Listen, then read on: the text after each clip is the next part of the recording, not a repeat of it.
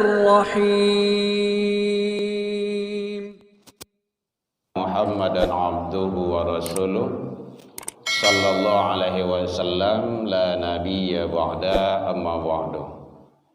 Hamdan wa syukran lillah, seluruh puji dan syukur pagi ini kembali kita ucapkan kehadirat Allah Subhanahu wa taala.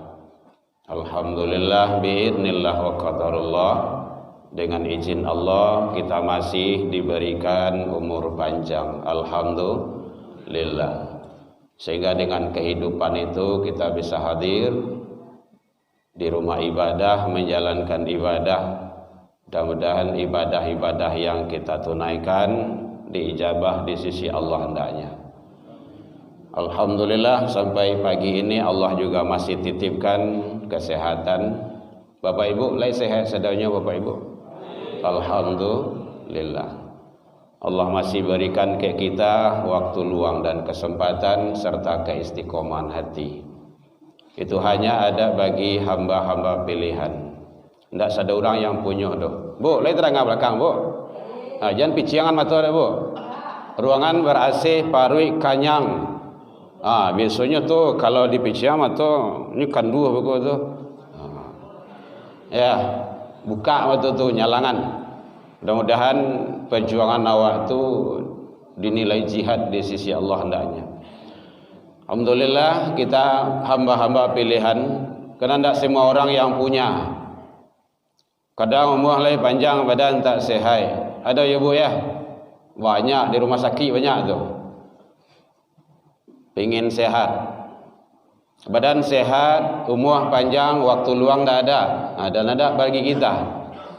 Karena waktu itu sampi darwiseh walaupun subuh.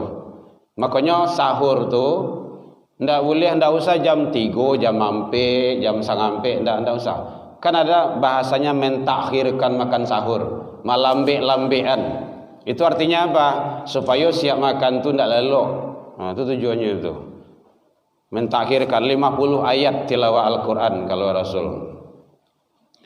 Alhamdulillah, yang sama kita hormati Bapak Ibu pengurus Masjid Al-Amanah yang hadir bersama kita, Bapak Ibu tokoh masyarakat, tokoh agama, tokoh pendidikan, anak-anak kita bersama kita yang setidaknya perwakilan.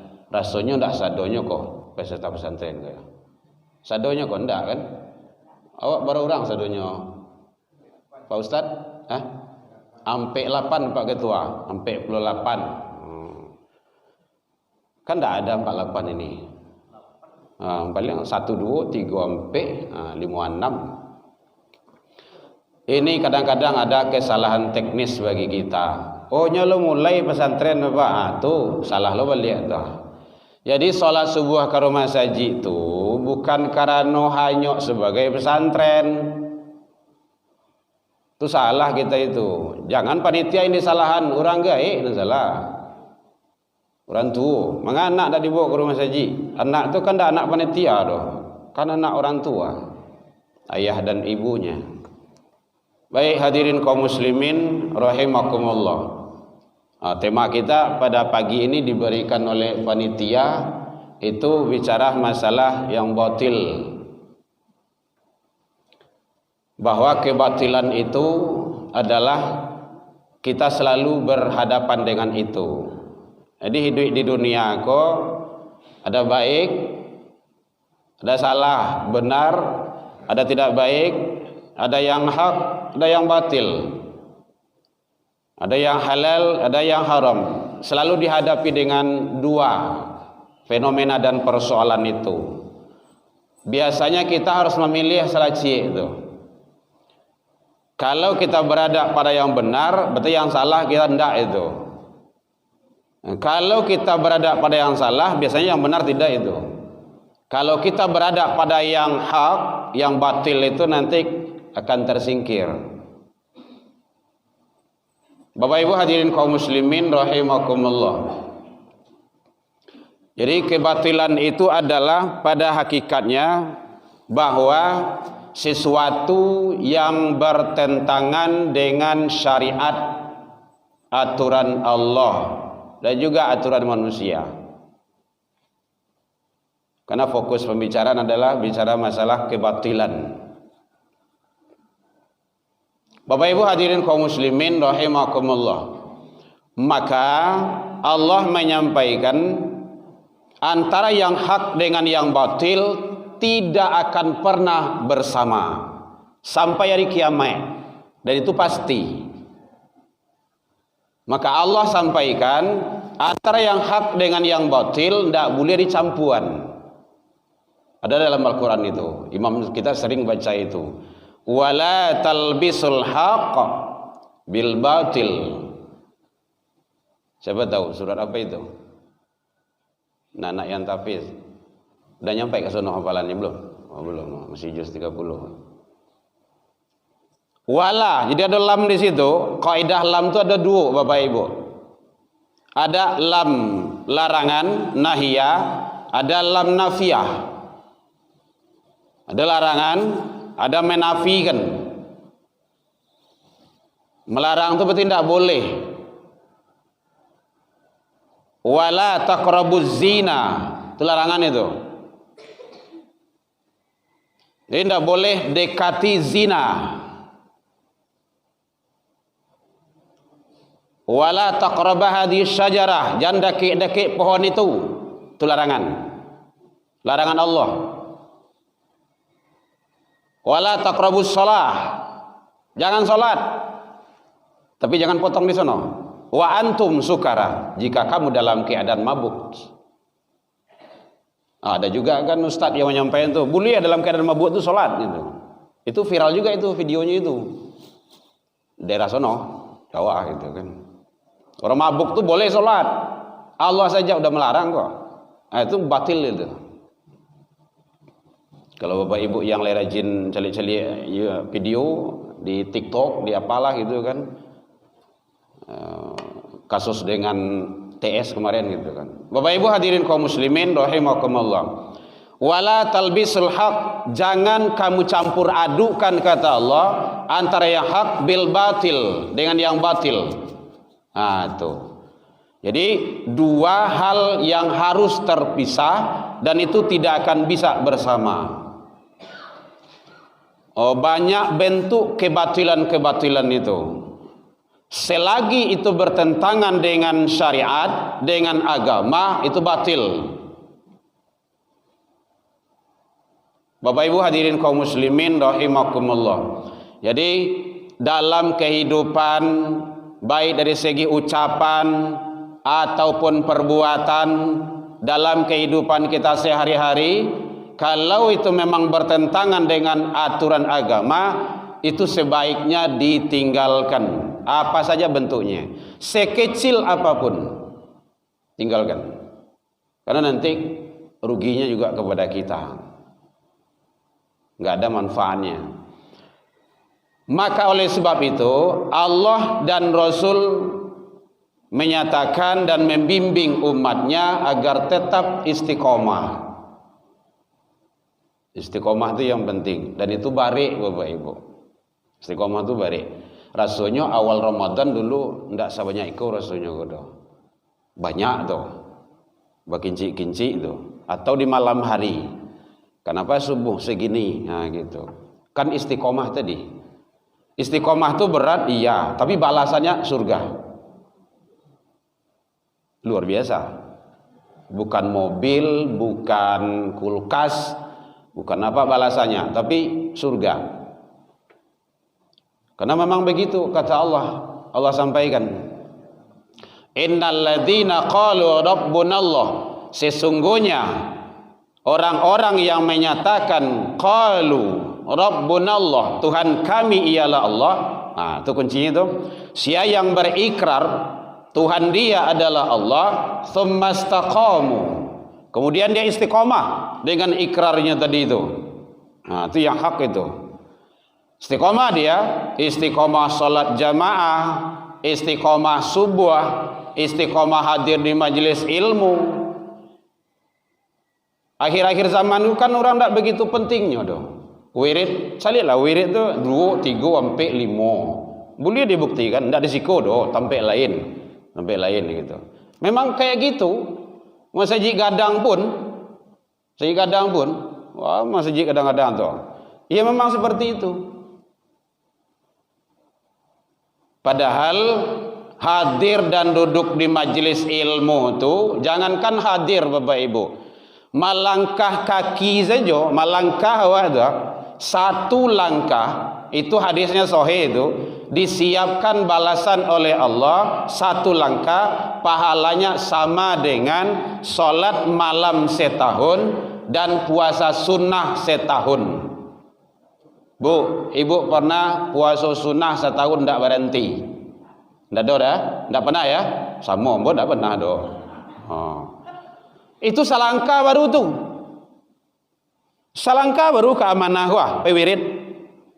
Baik subuh tu pun malam ataupun maghrib. Awak malangkah kan dua kaki tu. Nya kadang ada yang nyeleneh, cari di YouTube deh isnya. Banyak ustaz ke gagah leleh, hebat-hebat ilmu banyak. Memang di YouTube ilmu dapat, tetapi ada yang tidak dapat. Langkah kaki tadi itu. Ada riwayat yang menceritakan, itu kan bicara masalah hak dan batil itu. Ada seorang, mungkin Bapak Ibu awal pernah dengar riwayat itu, seseorang yang membunuh sudah 100 orang. Lah 100 orang. Seorang saja membunuh tanpa hak, itu dosa besar itu. Itsmun kabir, dosa besar. Iko 100. Tapi dia pengen taubat. Ya Ustaz, Buya, ambo dosa ambo iko membunuh dah 100. Kalau ambo taubat le diterima di Allah, lai. Tapi ada syarat syaratnya pai dari situ. Barangke tu pai ke Masjid Al-Amanah tu, orang dah wirid situ. Jadi isanya nyepai kemari.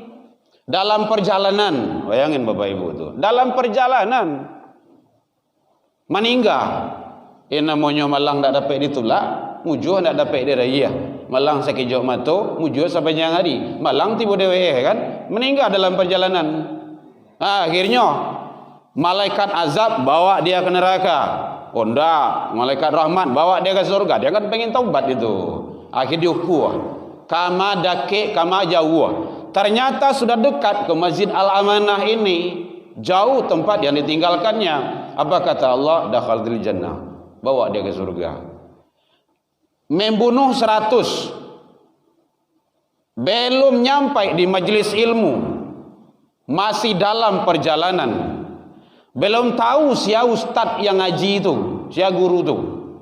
Belum tahu apa bab ilmu yang dibahas. Itu hebatnya taubat itu, hadir majelis ilmu. Kalau orang dulu Bapak Ibu berhari-hari, berminggu-minggu, berbulan-bulan, bahkan bertahun-tahun mencari ilmu. Baca dalam riwayat Imam Bukhari, Imam Muslim, Imam Syafi'i. Luar biasa. Awak ini fasilitas lado saja, ada AC, lampu rancak masjid dakik, balanci-lancian di rumah awak masjid itu. Ndak ya tiba doh. Makanya awal Al-Quran kan dah ada itu. Awak khawatir nanti kalau itu ditinggalkan, summum bukmun. Apa arti itu, Bu? Pakak, telinga dan pakak. Tak.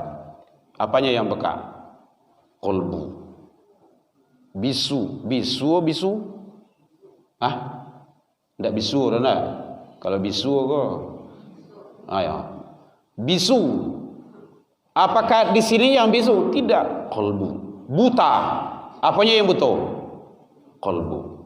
Nanti akan khawatir nanti khatamallahu ala qulubihim. Itu gawat itu. Jadi oleh sebab itu hadirin kaum muslimin, mari hindarkan hal-hal sifatnya yang batil itu. Kayak tadi kan ada contoh-contoh kecil itu. Jadi anak itu bawa ke rumah masjid, Bapak Ibu, orang gaya yang membawa. Saya tidak ada anak yang akan dibawa itu lagi.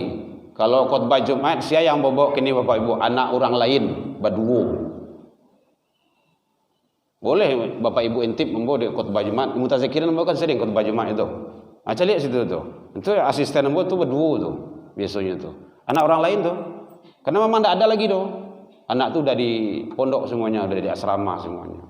Awak nak mampu anak-anak awak. Awak ingin anak soleh, anak soleha, tapi awak tidak ada usaha, tidak cukup dengan doa Bapak Ibu, tidak cukup. Kadang kan mudah-mudahan anak yang soleh ya, amin, amin, tidak cukup itu. Harus ada usaha pelaksanaannya. Makanya alhamdulillah pemerintahan awak kini kola memang begitu antusiasnya. Ada program 1821, ada pesantren Ramadan, ada TPQ, ada MDA. Itu tujuannya apa tuh? Menyelamatkan anak-anak bangsa itu. Kalau dibantu seperti itu, sedang gitu bulan Ramadan kau saja masih ada Pak tawuran. Ada Pak. Di mana tuh Bu? Tidak tahu Bu dah. Sembaru. Bulan Ramadan masih tawurannya tuh. Dan itu anak Islam. Kan aneh itu. Padahal Kapolda begitu gencarnya dengan simbol-simbol semboyan beliau, zero tawuran. Anda awak selamain anak awak Ibu kah? Anak kadang-kadang kah? Kasihan itu. Anak awak sedang baru. Jadi memang kembali kepada kita lagi Bapak Ibu, sebagai orang tua, nenek, kakek, generasi kita jangan kita abaikan. Bawa ke rumah sajinya. Kalau kita bawa insya Allah. Jadi tujuan kita adalah bagaimana selamat dunia dan akhirat. Tinggalkan yang batil itu. Kan ada doa sering, Allahumma arinal haqqa warzuqna ijtinaba. Ya Allah, calianlah, perlihatkanlah yang benar itu kepada kami ya Rabb. Agih kesanggupan dan kemampuan untuk melakukannya. Kadang lain bana nampak dia awak tahu awak benar itu, tapi awak tidak mau dan tidak sanggup, tidak mampu untuk melakukan itu. Wa arinal batila warzuqna ijtinaba. Ya Allah, calian kepada kami yang batil itu memang batil, tapi tolong agih kesanggupan, kemampuan kepada kami untuk menghindarkannya. Awak tahu itu tidak benar, tidak elok itu, tidak baik, bertentangan juga agama. Tapi awak tidak sanggup atau tidak mau, kan ada juga itu. Nyo ada kemampuan, ada kemauan. Kadangnya mau tapi tidak mampu doh. Kadang-kadang dia mampu, tak amuh itu. Makanya perjalanan taburat itu memang perjalanan ke masjid. Kalau perjalanan ke gor itu dakiknya itu. Apalagi kalau ada di situ lomba-lomba. Jam 3, jam mampik subuh, 4:30 lo berkumpul situ tuh mah. Hadiahnya Avanza kan. Enggak Fortuner. Lalu situ bisa tuh mah. Tapi ya memang hadiah yang disiapkan Allah itu memang alun disalian itu. Bukti ya. Sia yang salat sunnah sebelum subuh 2 rakaat, hadiahnya lebih baik daripada dunia dan isinya, kata Rasul. Nah, kadang-kadang awak tiba dalam masjid, duduk saja kan. Salat sunnah dulu. Apalagi jam awak tu lah udah bagus itu, udah banyak rentang waktu dia gitu. 10 menit berapa mulai menit punya. Kan jauh itu. Ini tidak harus capek-capek. Ibadah tidak boleh tergesa-gesa.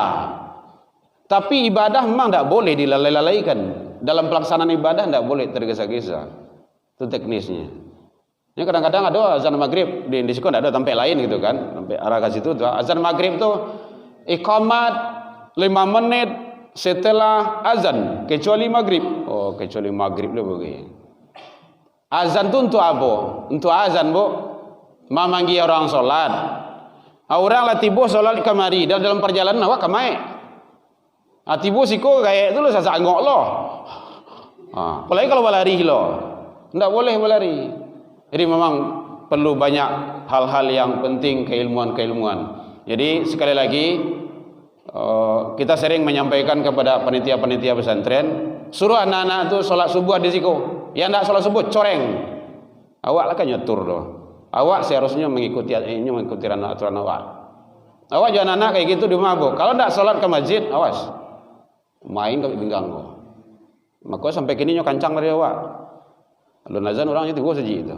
Harus kayak gitu Bapak Ibu. Mungkin bapak ibu tidak pernah masuk anak dalam bak kan? Ambo mau masuk dalam bak karena perjanjian dilanggar. Nak sholat subuh ya. Ya biar. Kalau tidak kau bah, engke kau ini. Sekali, dua kali cukup, ketiga tidak ada. Engke dalam bak tu. Soan. Menangi yo, tidak sampai 3 hari menangi dah bu. Soan tanya.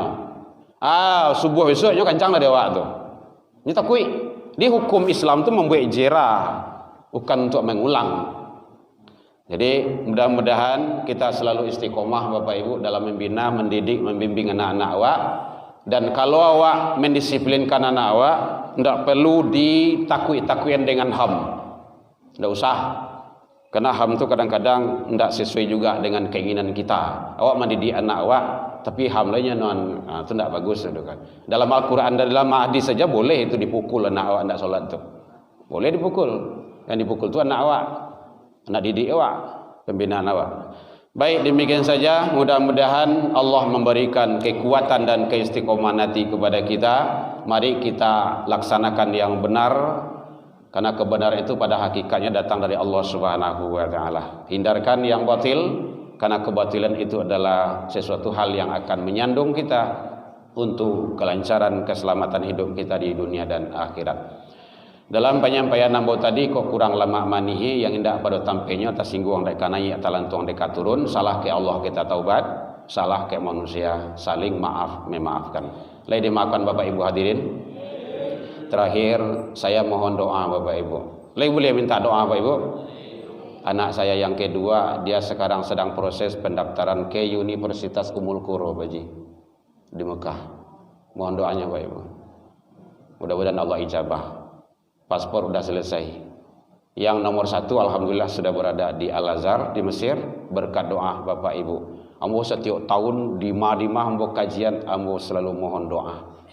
Kata Rasul, banyak-banyaklah kau minta doa ke orang lain, mana tahu dari mulut siapa doa itu diijabah.